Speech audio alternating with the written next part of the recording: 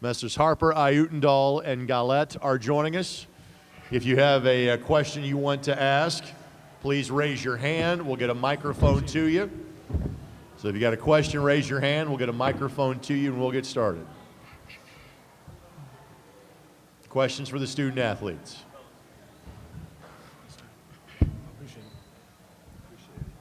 Who wants to get started? All right, let's get a microphone right here. Fire away. Neil Madhavan with the Tribune Chronicle and Vindicator in Youngstown. For you, Nico, this is the second straight game and you guys have really had to kind of lean on your defense to overcome some, shooting struggles, especially in that first half. How do you feel like you guys were able to do that defensively, slowing them down again for the second straight game? The whole year, our coaches have been preaching to us that defense is the way. If we're the more gritty team, the tougher team, we're going to be hard to beat. So we make sure every game that we try to focus on defense, get those stops, and that's kind of what happened today. Go ahead. Steve, for you, in the second half, you scored 11 straight points for the team at one point. Was that just, you were able to just find your shots? Were they kind of leaving you open, or how were you guys able to find you able to knock those shots down? Yeah, my teammates are always looking for me, so I'm always just trying to find an open gap somewhere, trying to make some eye contacts with my teammate, and they trust me. They pass me the ball when I'm open, and I need to shoot that. That's what I got to do.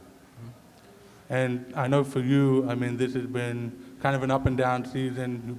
You've been working on your shot, trying to get those shots to consistently fall. Seeing them fall the way they did for you in the second half, how good did that feel?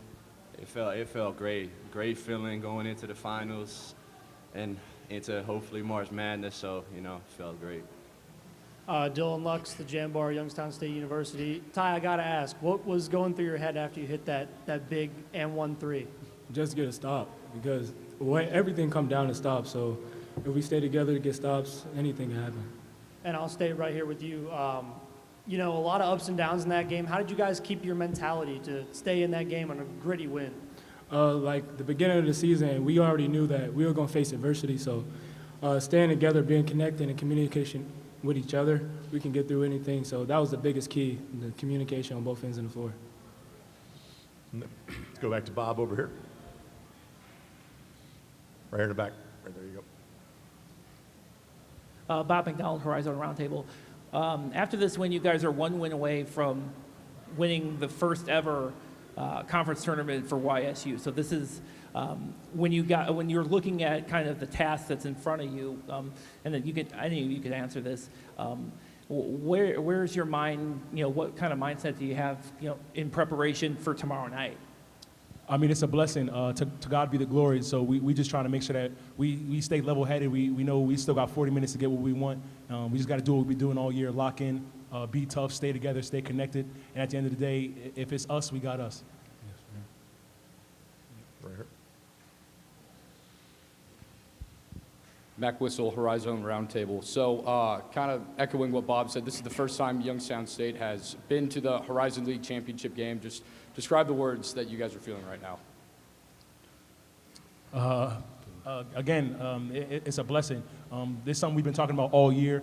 In the past couple of years, Youngstown has been right there, 21 seasons. So our coach has been preaching to us we just got to be able to break the ice, just get through it, power through it, and we do that by staying together and do what we got to do. Last one more. And I know you guys, for this closing stretch of the season, you guys have been without EJ.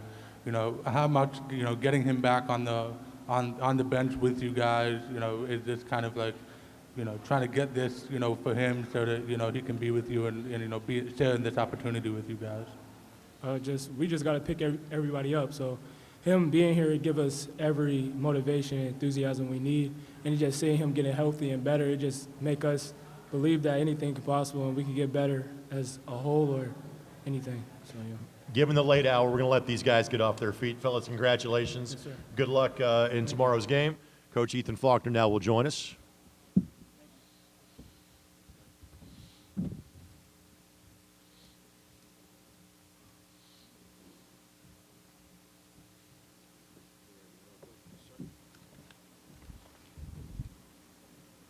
All right, we'll get questions for Coach, but as he gets settled, just Ethan, your thoughts on a huge win tonight for the program? Yeah, just really, really proud of our effort defensively.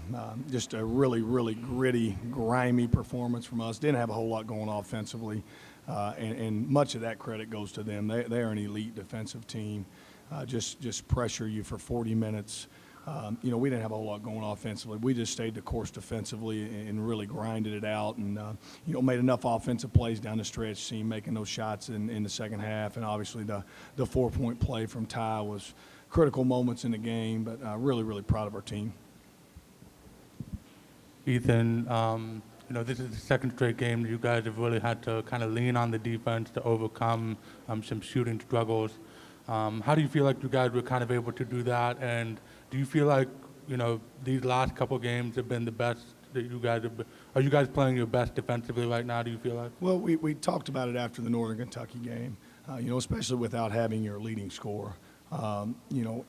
We said after that game, we went down there, we gave up 88 points or 90 points, whatever we gave up in a game that we lost. And I told our guys, if we're not the best defensive team in the league, we don't have a chance to win this.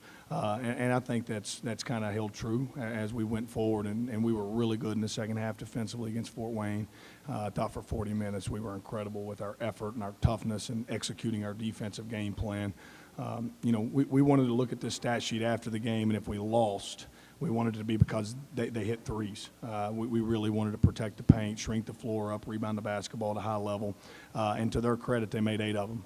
But we felt like if we could take away the paint from them, take away the free throw line, we'd have a great chance to win the game. Go ahead.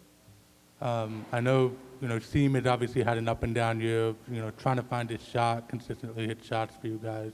To see him, hit the shots that he did in the second half, was that just kind of like, it's been a long time coming, it feels like. Yeah, I think it's a credit to Seam.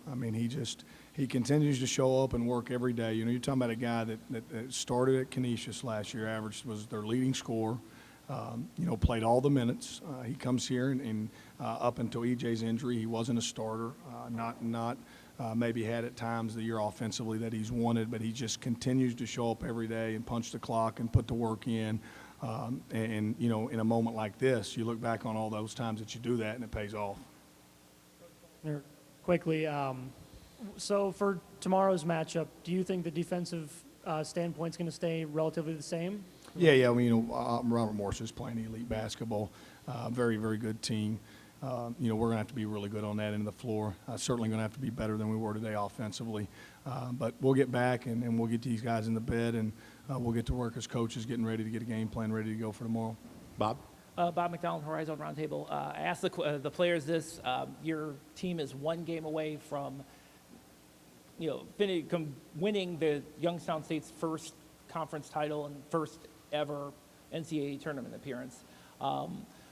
What is the kind of the mindset you have at this point, especially kind of to piggyback off of the last question, in preparing for a team like Robert Morris? Yeah, it's something that, even going back to when Coach Calhoun first got here and I first got here with him, that's been something that we've talked about with every team that we've had, is having a chance to get here, and we're 40 minutes away from that. Now it's just about going and playing really good basketball for 40 minutes. We've done so much of the legwork to have a chance to get to the NCAA tournament for the first time, and man, it'd be special if we could do it. For not just for our team, certainly be special for our team, but for our university and for our community. I know you guys know this, but the support that we have at Youngstown State from our athletics department, from our community, it's unique. It's special, and hopefully we get a chance to go to the NCAA tournament for our team and for them. Given the late hour, we'll take one more. Chris, go ahead. Yeah, Coach, this is Chris from Horizon. You guys have actually had some success against Robert Morris this season. Not too many teams in the conference would say that. Just wondering what you remember from those 2 games that you played against them. Yeah, the first game we played them was early in the year. It was before Christmas. I think Robert Morris is certainly playing much better basketball now than they were. They're like every other team in our league that's, made natural progressions of improvement. But again, I think it's going to come back to the defensive end of the floor. We've got to do a really, really good job guarding. We know they're going to attack us in a very similar way as they did the first time we played them, which was a lot of pick and pop ball screens with Fulgarius. So we'll have to get a good defensive game plan together. And then again, we're going to have to be much better offensively tomorrow because they're a team that can really score the basketball. Ethan, thank you very much. Good luck tomorrow. Thanks, guys. We'll have Cleveland State coming up in a matter of moments.